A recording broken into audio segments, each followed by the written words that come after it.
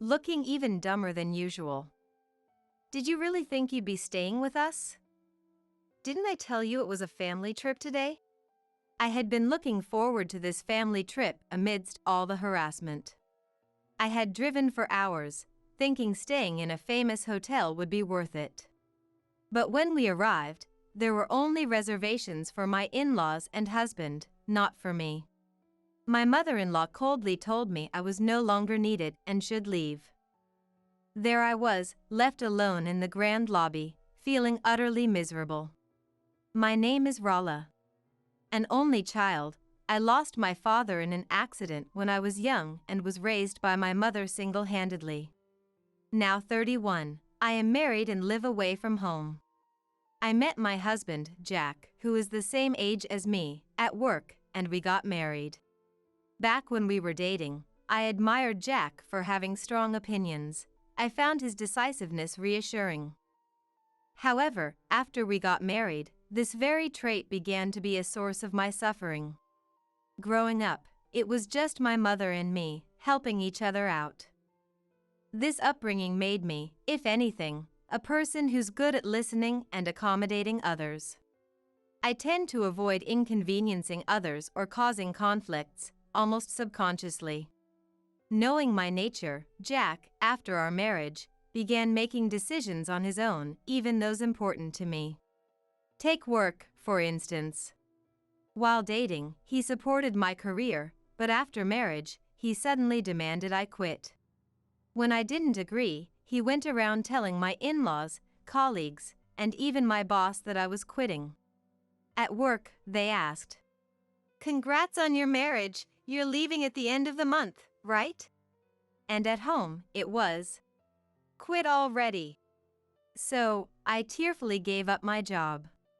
Furthermore, one day Jack suddenly decided we were going to move in with his parents. He announced this out of the blue, saying we had to vacate our current apartment this month and start packing immediately. Naturally, I was dissatisfied with Jack's impulsive decisions, but my fear of confrontation prevented me from protesting strongly. Just being newly married, I felt my self-esteem erode every time Jack said, "I made the decision because you didn't." After moving in, even my in-laws began to oppress me. I found myself living in a world full of adversaries, following their orders like a puppet. My compliance led to increasingly worse treatment, and the harassment at my in-laws' house quickly escalated.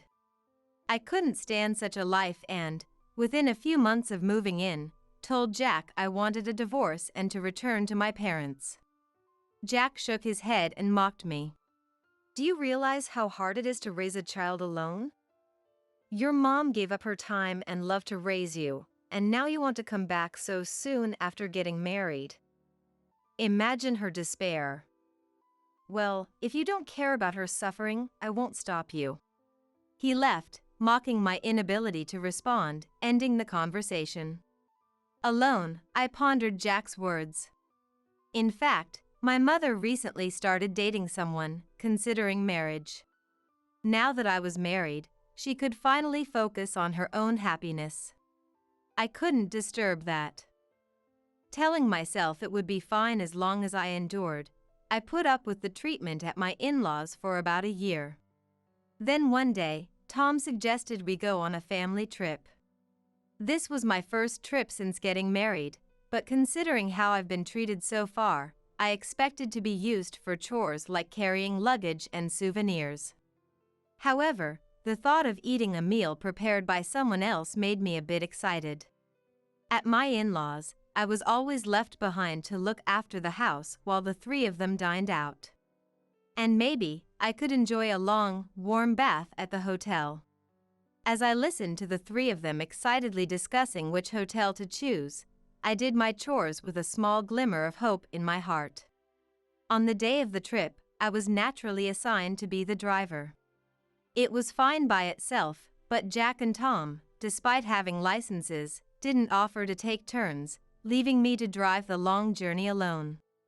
Our breaks on the way were rushed to fit their schedule, and by the time we arrived at the hotel, I was exhausted, barely managing to pull Mary's large suitcase inside. The hotel, being a luxurious one, shone with its beautiful interior and soft lighting. I took a deep breath, soothed by the elegant fragrance enveloping the lobby, looking forward to the extraordinary time I was about to spend.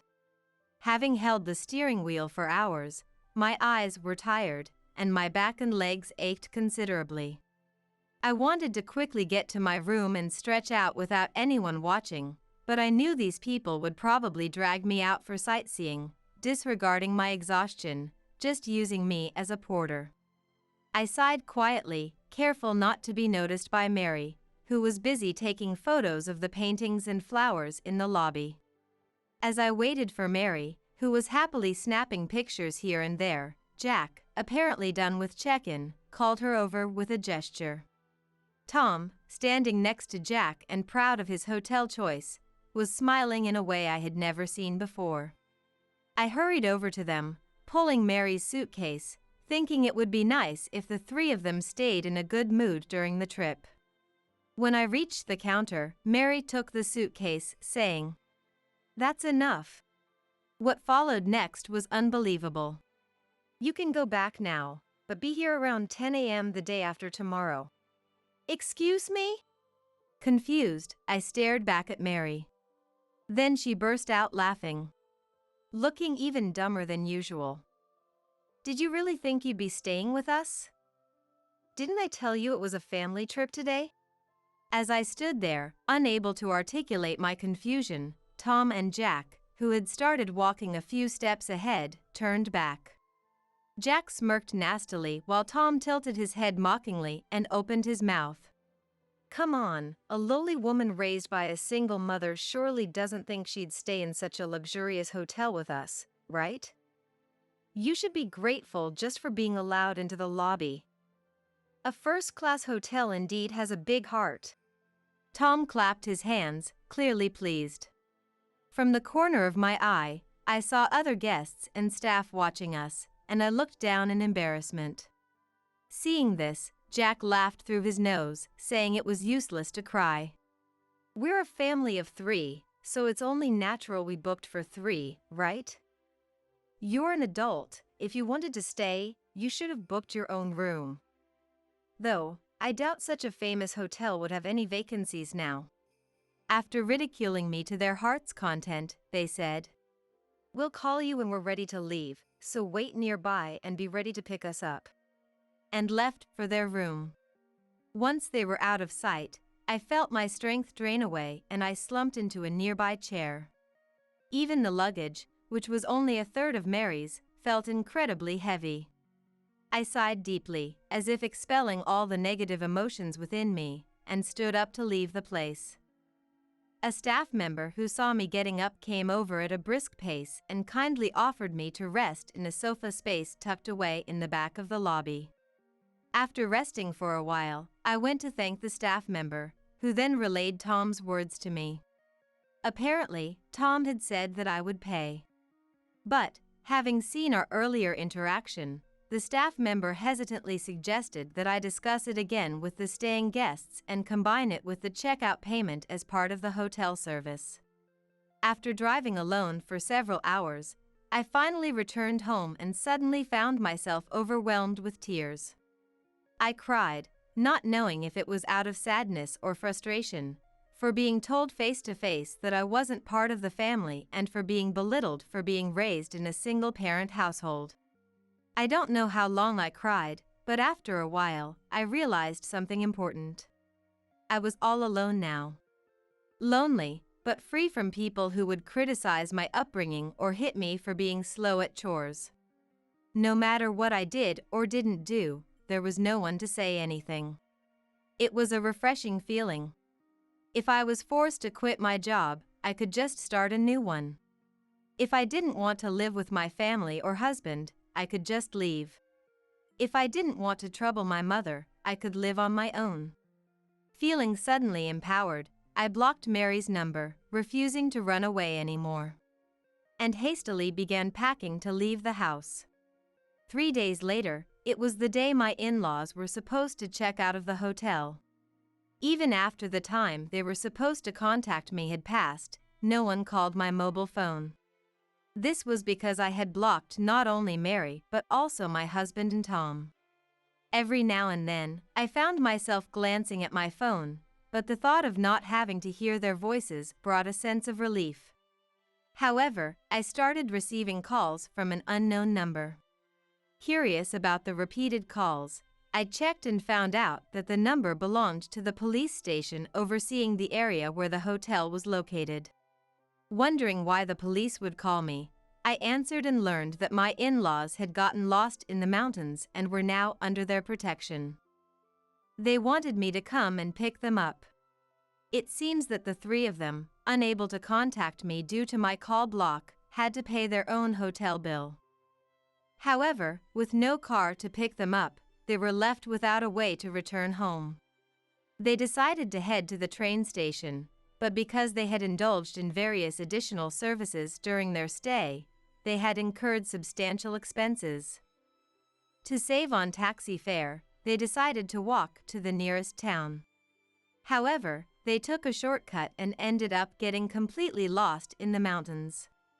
Luckily, they were in a place with cell signal and were quickly rescued, but they were furious, blaming me for abandoning them, as the police officer informed me with a wry smile. Thinking they should have just made their way back on their own since they had safely descended the mountain, but lacking both money and energy, the three of them, unable to contact their quarrelsome wife, asked the police to intervene. I resigned myself to the fact that they were, after all, family, and went to pick them up.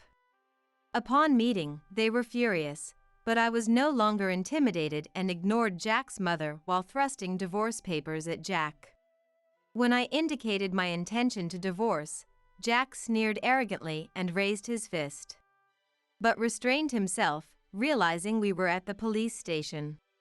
Jack, seeing the police officers in his line of sight, must have realized he couldn't do anything foolish. He then tried to laugh it off and play down the situation. "Just kidding, are you still angry about the other day? She really holds a grudge, you know." While the officers present started persuading me to reconsider the divorce. But I was firm in my decision and declared that I would leave them there if Jack did not sign the divorce papers. Reluctantly, he signed. As we left the police station, I found myself surrounded by Jack and the others. "How dare you, as his wife? Not only did you not come to pick us up, but you also didn't pay for the hotel. Who do you think provided you with a life of food, clothing, and shelter?" Mary, fuming, demanded I put her suitcase in the car. I used to shrink under their accusations, but now I knew I didn't have to. "You just signed the divorce papers, right? So we're strangers now. I have no obligation to help you," I said firmly. Jack lunged at me in anger, but my mother intervened. When I left home, I hadn't told her why I needed to stay for one night, but she became concerned because of my many belongings and I ended up telling her everything. My mother scolded me for not speaking up sooner, cried with happiness that I had returned, and commended my endurance and courage for choosing divorce. The in-laws, surprised by my mother's presence, openly questioned why she was there. My mother boldly replied that she came to see the people who had made her daughter suffer. But Jack and his family looked down on my mother as they had on me, only laughing mockingly. They even began demanding compensation from me. "You left us in a remote hotel, knowing we'd be in trouble. The worst part is on you. We were humiliated and suffered losses, so we'll demand proper compensation. I thought you must be a woman of low character to be abandoned by your husband, but now I see it's because of your attitude. It's your mother's fault for raising you this way. You both are responsible and will pay," Mary said, directly insulting my mother. Furious at Mary for directly insulting my mother, I was about to step towards her. But my mother held me back by the shoulder and responded to Mary with a smile. You should remember that my husband died. But I suppose someone who expects their daughter to pick them up after such behavior wouldn't remember. Sorry, I misunderstood you. My husband passed away in a traffic accident. My mother replied with a low voice I had never heard before. Startled by my mother's assertiveness and realizing they were being mocked, Jack's face turned red with anger, and he almost attacked her. Then a man rushed over to the tense scene. This man was my mother's new husband, my new father, whom she had married last month. Without paying any attention to Jack and the others, he calmly said, "Now that she's divorced, she's a stranger to you, so let's go home," and urged my mother and me to get into the car. His appearance agitated the in-laws, especially Jack, who was stunned and in disbelief. It made sense, as Jack knew my mother's new husband. He was the manager of a company that placed large orders with Jack's workplace every month. Jack, as the contact person, visited his company twice a month, so they had met several times a year. "So you were my daughter's husband?" he said, clearly recognizing Jack as an enemy to his daughter. Jack, realizing he was recognized, laughed it off and started apologizing to my mother, but my father ignored him. He smiled only at my mother and me, urging us to get into the car before quickly driving away. On the way home, my father spoke to my mother. "That was unpleasant, wasn't it? He apologized to us, but not to our daughter," he said. I realized then that Jack hadn't even said sorry to me. Since then, Jack has been contacting me repeatedly, begging for reconciliation and apologizing. Apparently, my father's company had stopped doing business with Jack's company. Blamed for losing an important client and isolated at work, Jack was at risk of having to resign. He insisted it was all my fault and that I should apologize and mediate a renewal of the business relationship. But my father had never mentioned the business deal, not from the beginning to the end. He had not stopped the deal because of the issues between me and my in-laws. Jack blamed me, but he had brought this result upon himself. When Jack visited my father's company to apologize, he begged the contact person to call my father to the scene and then apologized there. Jack, under the misconception that I had influenced my father to stop the business dealings, desperately pleaded with my father's company's contact person and other employees, begging them not to end the trade. Furthermore, after returning to work, Jack repeatedly made phone calls and visits during work hours, and eventually waited for my father's return home to keep apologizing. Of course, to my father's company, it was unclear why they were being apologized to, and it was troublesome. Jack's actions became known among his superiors. Eventually, Jack was removed from his assignment by his boss for his excessive behavior. This was the result of his thinking I had caused the trade stoppage, and not considering others' inconvenience in his self-preservation. I ignored all of Jack's reconciliation attempts and chose an appropriate moment to change my mobile phone number.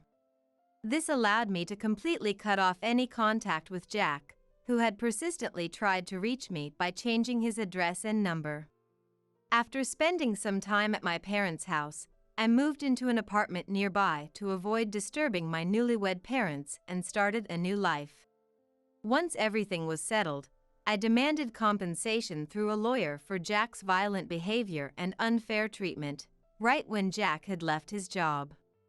Desiring to sever ties quickly, I demanded a lump sum payment, which led Jack to use his recently received severance pay as compensation, resulting in him leading a meager life without a job or severance money.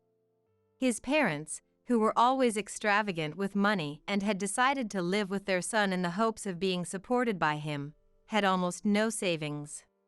Thus, the three adults found themselves in a difficult situation.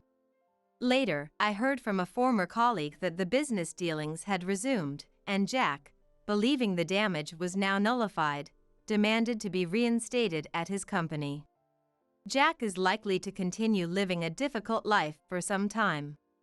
On the other hand, having been freed from my in-laws, I started a job through my father's introduction. The new workplace is a subsidiary of the company where my father works, and a position had just become available due to someone's retirement last month. However, as a new employee, I am desperately trying to remember the names and faces of my colleagues and superiors, and there's a lot about the job that I don't understand yet. Despite the increased busyness, being treated as an individual has made my life feel very fulfilling. I hope to continue at this pace, forget about Jack and his family, and move on with my new life. She's not family, that's why he sent her home. How could she say such a thing about my mother? That one's just a housekeeper. This is a family trip, right? Those without blood ties are strangers. She's probably tending to the fields I told her to buy now. My grandfather said too, laughing. My father and I were shocked. Cut the crap. What would happen after his shouting? My name is Hannah, and I'm 17 years old now. I live in the rural area, which is still common to have extended families living together. My friends' homes are the same, and of course, so is ours. My paternal grandparents, my parents, and I live together. Living together is one thing, but what comes with it is the constant harassment. Hey, Olivia, isn't the seasoning in today's meal a bit strong? Well, it might be just right for our son and grandchild, but it's a bit much for us old folks. Sorry about that. I thought I was being careful. Careful, huh? And it's still this salty? Are you trying to shorten our lives by feeding us all this salt? Right, it's common for wives to cold-heartedly bully us frail elderly. You know, the wife in the house next door also. Come on, it started again.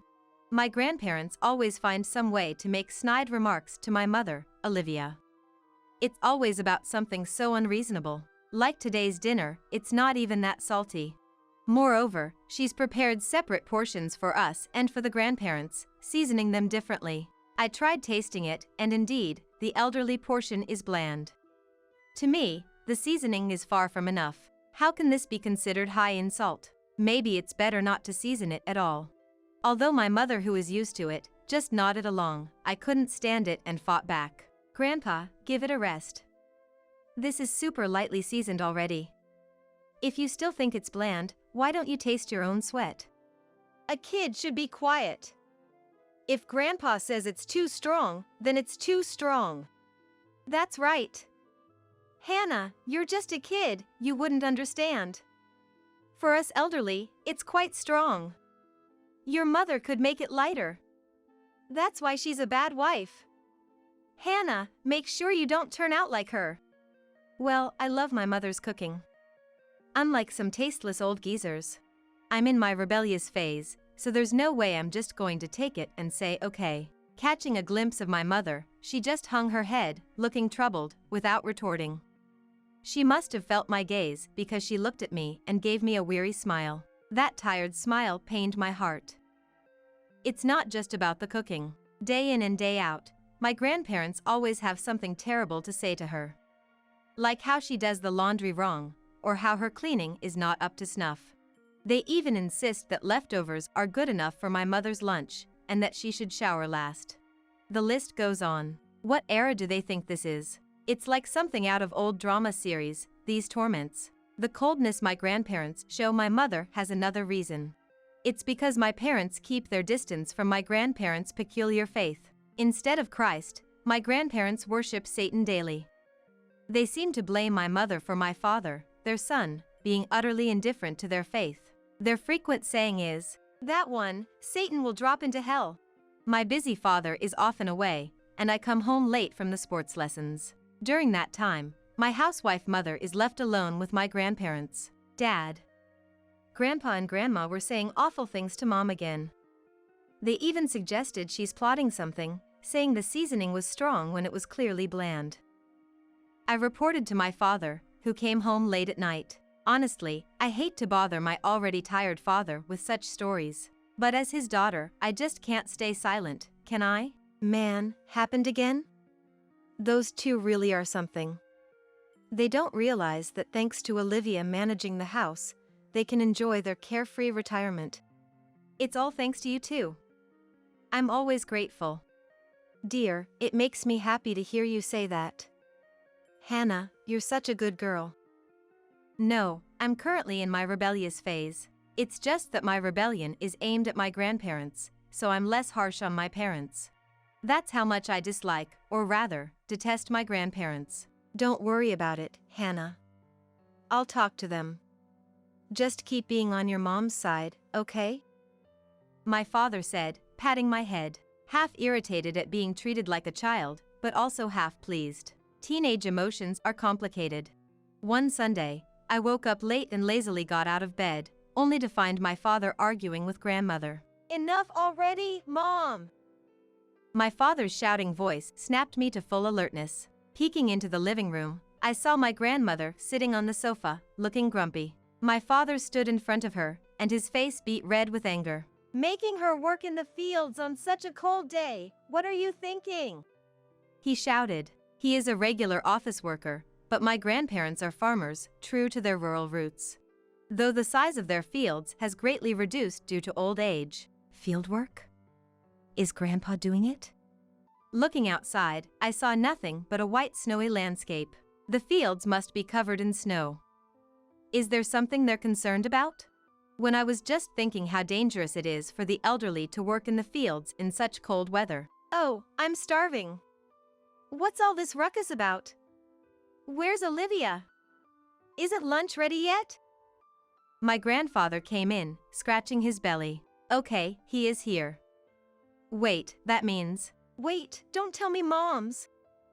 My mother does indeed help out with my grandparents' farm work occasionally. But it's only during the harvest or busy times, generally, she doesn't. That's what I thought, but... That's exactly it. I asked Mom where Oliver went, and she wouldn't say, so when I pressed her, what's the need to do anything in such snow? Then she really went out. Oh my goodness. Well, managing the fields during winter is crucial. I know that. I'm asking if it's necessary in the snow. Snow repeatedly freezes and melts, messing up the soil. If you don't remove the snow, it'll be trouble in spring. Lies! I remember hearing that when snow covers the ground, it's best to leave it be. You deal with snow before it falls or after the ground thaws. Huh, is that so? Well, it's not the time to be impressed. Anyway, Dad, we need to get Mom quickly. Right, that was the point. Mom, let's talk later, okay? It's unbelievable that my mother has been working alone in such snow. Besides, it's starting to snow again. My father and I hurriedly put on our coats, boots, and dashed out of the house. She was there in the field. Exhaling white breath, her face red, she was shoveling snow. My father rushed over to her, and she gave a feeble smile. That smile again pained my heart. Why didn't I notice?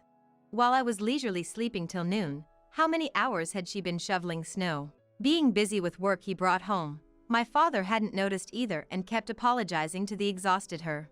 Sorry, Mom. Really sorry.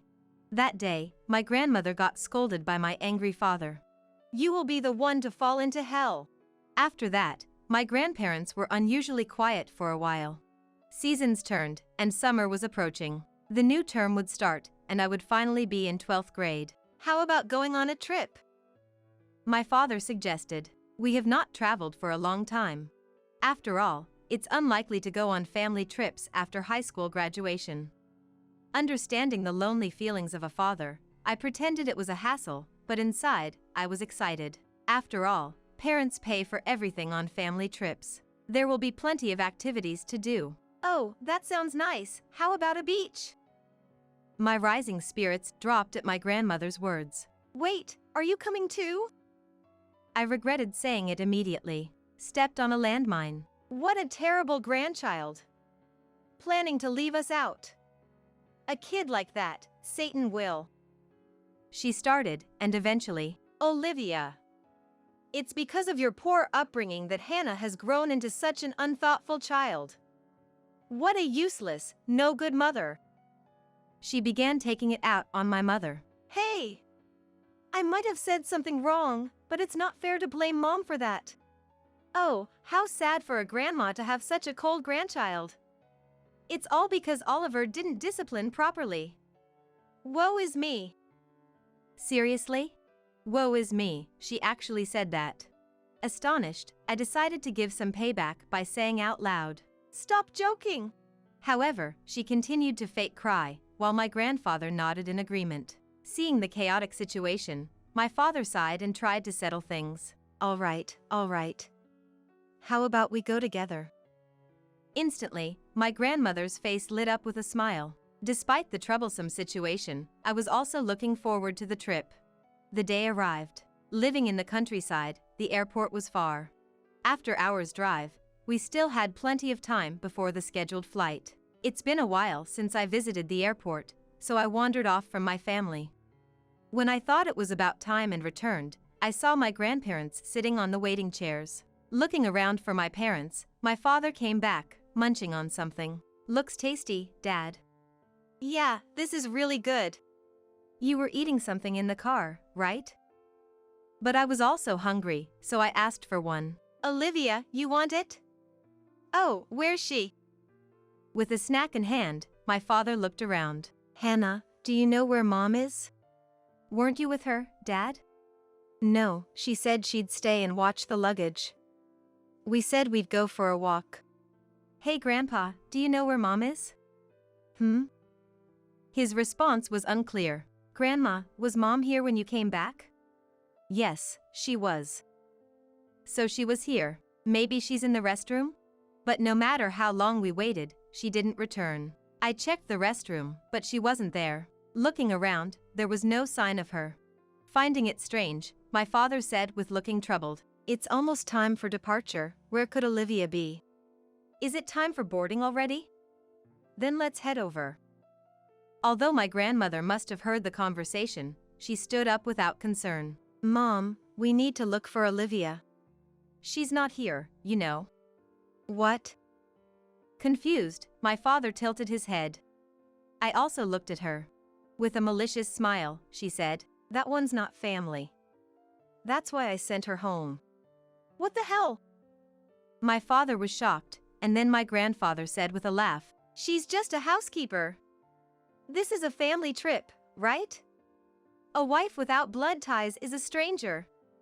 She's probably doing the fieldwork I ordered by now." What freaking are you saying? We were just stunned, whereas they were laughing, unconcerned. Not family. What's that about? Mom's not family, then what is she? What's that? Cut the crap. Olivia is my precious wife. Wife or not, a stranger is a stranger. She's a bad stranger who ensnared our dear son. Right, I never liked her from the start. That's why I disciplined her. A stranger, not working, just squatting in our house, she should at least do some farm work. Let's say, what was it? Right, a neat. Just like a neat. They were chuckling with a vulgar laugh. I was so furious, and my vision turned red. I was about to say something when my father, quicker than me, stood in front of my grandparents and shouted, "Don't mess with me." Yikes! My father's voice echoed throughout the space.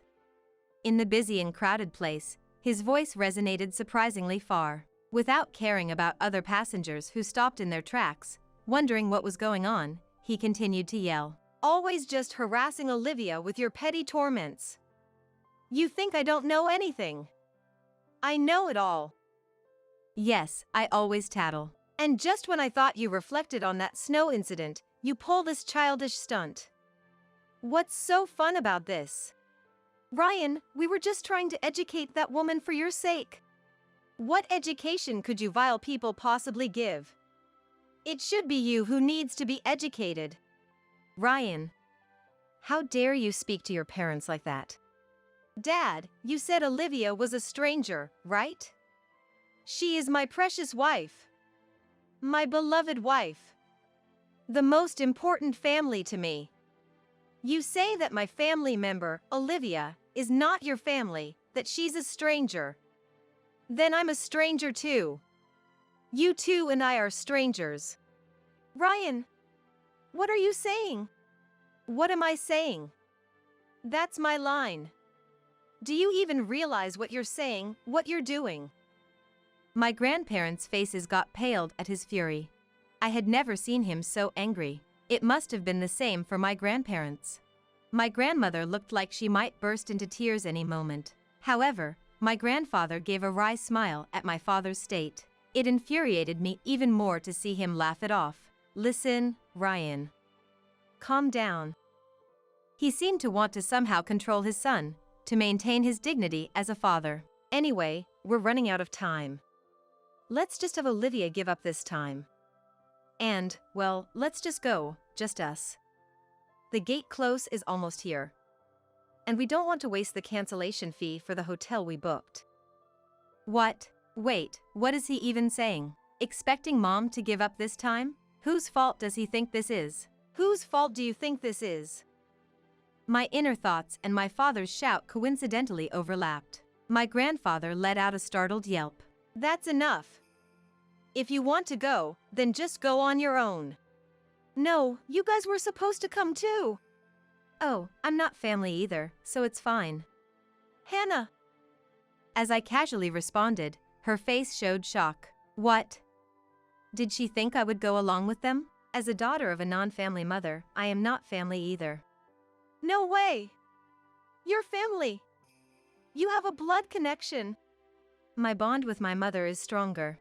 At a loss for words, my grandparents could only snort in response. I turned to my father. Let's go home, Dad. Mom is waiting. Yeah, that's right. I'll call her soon after. Okay, let's do that. Carrying our bags, we headed for the exit, followed by my flustered grandmother. Hey, wait! What about us? What's going to happen to our trip? That's not our problem. Go on your own. And preferably, don't come back. What about the money? If you want to go, pay for it yourselves. No way! Her voice echoed around us. My grandfather stood dumbfounded. Leaving them behind, we headed home, where my mother was waiting. She was seemingly happy, perhaps because we had called from the car, but I didn't miss it. Her eyes were red. There were traces of tears. Those two, I'll never forgive them. Hey, Dad, I've been thinking. That's a coincidence, so have I. While hugging my mother, I spoke to my father and sensed him nodding in agreement. That night, my grandparents, having few money for the trip, returned home huffing and puffing. They could have taken a taxi by promising to pay upon arrival or borrowed money from a police station near the station to take the bus. But they didn't even know or understand such things. That's just like them. I guess it served as a good punishment. At first, they were extremely apologetic, but in front of my mother, they began to grow bolder again. We did nothing wrong. That woman is to blame. But my father had enough. That's it. We're finding a new house and moving out. We're cutting ties. I don't care about your old age. He made an unexpected declaration. My grandparents were pale, but his determination didn't waver. He temporarily moved my mother and me to a hotel and hurried to find a new house. He found a good property convenient for his commute and my school. Dad, you are so reliable. Then, on moving day, please, we apologize for everything up to now. Don't abandon us. My grandmother was begging, crying. What are we supposed to do if you two leave us? My grandfather was nearly in tears. I don't care. With a dismissive tone, my father left the grandparents in despair. Olivia, please. We're sorry for everything. We won't do it again. We'll recognize you as family. So let's go back to how things were, okay? Astonishingly, to whom Grandma pleaded was my mother. After all the terrible things they've done, how conveniently self-serving. Feeling disgusted, I saw my mother take my grandmother's hand. With a bright smile on my mother's face, just as her face lit up in response, my mother said, "Judgment from the grand white throne." Huh? Satan sees all the anger in this world. What are you talking about? The day to kneel before Satan is near. You'd better prepare your excuses. I hope you make it to heaven. Wait, hey, wait. Goodbye. Leaving the speechless grandparents behind, we got into the car. As we drove away from their house, I glanced back once to see them standing there, dumbfounded. They were getting further and further away, and I realized that might be the last time I see them. Inside the car, heading to a new beginning, as I chuckled at the passing scenery, my mother looked at me curiously. "What's up?" "Well, just feeling a bit envious." "Of what?" "Of Dad." He said, "My precious wife, my beloved spouse, the most important family member to me." "Really? Hannah, what are you spilling?" "Oh my, still so lovey-dovey after all these years. Really makes one envious." "Come on, no kidding." My mother, blushing, lightly tapped my head. It didn't hurt, but I pretended it did and rubbed my head, then added, "I wish I could have a boyfriend like Dad soon." Right after that. "A boyfriend?" His pained cry echoed through the car, holding the steering wheel.